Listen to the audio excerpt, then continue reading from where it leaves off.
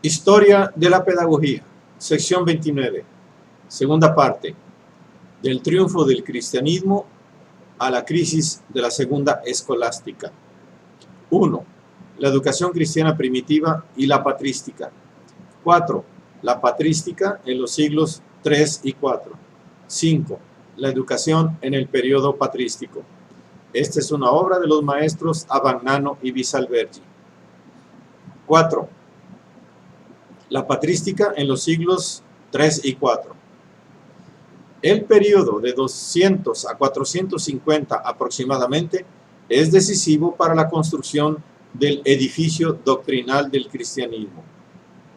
Los motivos polémicos se atenúan y se reafirma, por el contrario, la exigencia de hacer de la doctrina cristiana un organismo coherente, fundado sobre una sólida base lógica. A esta intensa actividad contribuyeron la Escuela de Alejandría, que hacia el año 180, por obra de Panteno, se convirtió en Academia Cristiana, y la Escuela de Cesarea, fundada por Orígenes en Palestina, y que llegó a ser la sede de la biblioteca más rica de toda la antigüedad cristiana. Orígenes elaboró el primer gran sistema de filosofía cristiana. Nacido en 185, muerto en la persecución de Decio en 254, fue escritor fecundísimo, aunque de su producción solo se ha conservado una pequeña parte. Según Orígenes, los apóstoles nos han transmitido solo las doctrinas fundamentales del cristianismo, pero no las accesorias. Formular estas últimas es tarea del cristiano que ha recibido de Dios la gracia de la ciencia y la palabra. Por el contrario, las doctrinas fundamentales solo se deben aclarar e ilustrar. Orígenes intentó, por tanto, una interpretación alegórica de la Biblia, sobre todo del Antiguo Testamento, del cual se esforzó por corregir y eliminar los antropomorfismos a fin de llegar a un concepto puramente espiritual y trascendente de Dios. Dios es superior al ser, a la sustancia, a las ideas. Es el bien en el sentido platónico, puesto que solo a él pertenece la bondad absoluta. El Logos, o Hijo, es la imagen de la bondad de Dios, pero no es el bien en sí. Dios es eterno, la eternidad del Hijo depende de la voluntad del Padre. La formulación del mundo se explica por la caída o degeneración de las sustancias intelectuales que constituyen el mundo inteligible. Por efecto de esta caída, debida al libre albedrío de dichas sustancias, estas, de ser inteligencias, pasaron a ser almas, aptas para infundir vida en un cuerpo. Sin embargo, las almas están destinadas a recobrar su condición de inteligencias y a retornar al mundo inteligible. Este retorno se cumple a través de una larga expiación que las almas sufren viviendo en un número indeterminado de mundos, que se suceden el uno al otro hasta que las almas se purifican y pueden ser restituidas a su condición original. Apocatástasis. Sin embargo, al final todos los seres serán rescatados y volverán a Dios. Los adversarios de Orígenes le reprocharon sobre todo el haber subordinado el Hijo al Padre. Posteriormente lo consideraron responsable de la doctrina de Arrio, según el cual el Logos, o Hijo de Dios, fue creado de la nada como todas las criaturas y por consiguiente no es eterno. Esta tesis fue condenada por el Concilio de Nicea en 325, en el que se confirmó la perfecta divinidad del Hijo de Dios, idéntico al Padre en la sustancia y la perfección. La doctrina aprobada en Nicea fue defendida por tres lumbreras de Capadocia: San Basilio el Grande, San Gregorio Nacianceno y San Gregorio de Niza. De los tres, el más notable filosóficamente es Gregorio de Niza, siglo IV. Según San Gregorio, la Trinidad de Dios es requerida por la perfección divina misma. En el hombre la razón es limitada y mudable, por tanto, no tiene sustancia ni fuerza propia. En cambio, en Dios es inmutable y eterna, y por lo tanto subsiste como una persona que es el Logos o Hijo de Dios. Lo mismo vale para el Espíritu. En el hombre, el espíritu hace de intermediario entre el pensamiento y la palabra. En Dios, la palabra no es un sonido, sino que forma parte de su esencia y procede del Padre y del Hijo como otra persona que tiene igual subsistencia y eternidad. Estas consideraciones servían a Gregorio para defender la idéntica divinidad y eternidad de las personas divinas y a un tiempo su unidad con la sustancia divina única. Frente al materialismo de Tertuliano, Gregorio de Niza tiende hacia un inmaterialismo radical. ¿En qué forma Dios, que es incorpóreo e inmutable, puede crear una realidad corpórea y mudable? A esta pregunta responde reduciendo la corporeidad de las cosas a un elemento inteligible y por lo tanto puramente espiritual. Los cuerpos son el resultado de diversas cualidades y cantidades, es decir, figura, color, tamaño, etc. Y si se prescinde de cualidades y cantidades, del cuerpo no queda nada. Pero las cualidades y cantidades del cuerpo son en sí mismas incorpóreas.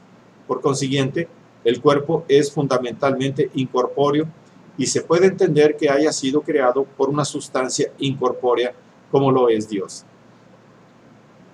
Es de advertir que la reducción de la corporeidad a elementos inteligibles no implica que se la reduzca a elementos subjetivos. No es intención de Gregorio afirmar que las cualidades y cantidades existen solo en cuanto son pensadas y que, por lo tanto, son puramente subjetivas. La inteligibilidad no es para él subjetividad, antes bien es el atributo propio de Dios, que es realidad suprema, por encima e independientemente del hombre.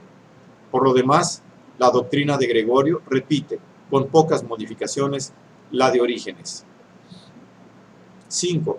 La educación en el periodo patrístico. La actitud de los padres de la Iglesia frente a la educación y al contenido dado a esta por la cultura clásica es coherente con las ideas que hemos expuesto hasta aquí. Los padres orientales, que han aprovechado abundantemente la filosofía clásica para sus construcciones de filosofía cristiana, son en general favorables al mantenimiento del tipo de educación clásica integrada con la educación cristiana. Algunos padres latinos, como por ejemplo Tertuliano, que condenan la filosofía pagana entera, se oponen, por el contrario, a toda forma de educación fundada en las disciplinas propias de la doctrina pagana. Pero buena parte de esta aversión de los padres latinos por las disciplinas clásicas es superada en la obra de San Agustín, quien por el contrario defiende las principales disciplinas tradicionales. Ya hemos visto cómo las instituciones educativas clásicas en los primeros siglos de la era cristiana siguieron una trayectoria que refleja poco o nada el influjo cristiano. No obstante lo cual, en los autores paganos que se ocupan del problema, se advierten mudanzas de dirección que parecen anunciar las concepciones medievales. Por ejemplo, una vez más se repudia la ampliación de las artes liberales, realizada por el robusto sentido práctico de los romanos. Varrón, siglo I a.C., admitía 9 de estas artes: gramática, retórica, lógica, aritmética, geometría, astronomía, música, arquitectura y medicina. Pero al cabo de algunos siglos, precisamente hacia 430, Marciano Capella, en su obra Las bodas de Mercurio y la filología, reducía las artes liberales a 7, eliminando la medicina y la arquitectura. La obra de Marciano Capella, que fue texto fundamental durante todo el medioevo, parte del supuesto de que artes liberales son aquellas que podrían ser propias de una inteligencia pura, es decir, de un ángel o de un alma incorpórea. Como una inteligencia carece de cuerpo y por consiguiente no padece enfermedad ni necesita casa, eliminó de las artes medicina y arquitectura. Esta eliminación manifiesta netamente la orientación de la cultura medieval, que quiso concentrarse en los aspectos espirituales del hombre, ignorando o pasando por alto los considerados como terrenales, materiales o prácticos. Por lo tanto, así como se descuidaba la investigación científica que aparecía como dirigida hacia aquel mundo exterior al que estaba ligada la sensibilidad, o sea, la parte peor y pecaminosa del hombre, de la misma forma se descuidaba o negaba en la educación todo aquello que pudiese sustraer la atención a la meditación interior para llevarlo a considerar, a estudiar y a preocuparse por lo externo, corpóreo y mundano. Como hemos dicho, la obra de Marciano Capella quedó como uno de los textos básicos de la instrucción medieval. Tocante a la lógica, se adoptaron los textos de Severino Boecio, 480-525, quien tradujo al latín las obras lógicas de Aristóteles, comentó algunas de ellas y compuso multitud de opúsculos teológicos, así como también una obra, La Consolación de la Filosofía, que lo hizo célebre por toda la Edad Media. Sus traducciones y comentarios aseguraron la supervivencia de la lógica clásica, aristotélica y estoica, convirtiéndola en elemento fundamental de la cultura y la educación medievales. La Consolación de la Filosofía se inspira en conceptos neoplatónicos y estoicos. La filosofía está alegóricamente representada por la figura de una noble señora que consuela a Boecio, haciéndole ver que la felicidad consiste no en los bienes de este mundo, sino en Dios, y discute con él el problema de la providencia, del hado y de su conciliación con la libertad humana. En el siglo VII empieza el periodo más oscuro de la historia medieval. La cultura se mantiene viva apenas en uno que otro solitario erudito que la rescataba de las obras del pasado y la transmitía en toscos y desordenados compendios. Fue así como Isidoro de Sevilla, en 570-636, compuso una serie de obras que debían servir para las escuelas monásticas y episcopales, donde se formaban los clérigos. La más célebre de estas obras es la titulada Etimologías u Orígenes, una especie de enciclopedia en 20 libros donde está condensado todo el saber del tiempo, desde las artes liberales hasta la agricultura y otras artes manuales.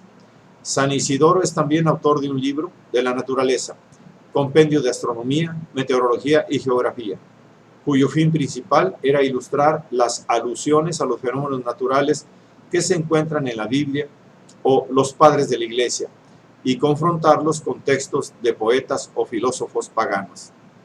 Bien escaso es, pues, el interés científico de esta obra, que no obstante estaba destinada a ser una de las máximas fuentes de erudición de que disponía la educación medieval. Una compilación análoga compuso Beda el Venerable, nacido en 674 en Inglaterra y muerto en 735. Su De Rerum Natura utiliza copiosamente los materiales de la historia natural de Plinio el Viejo.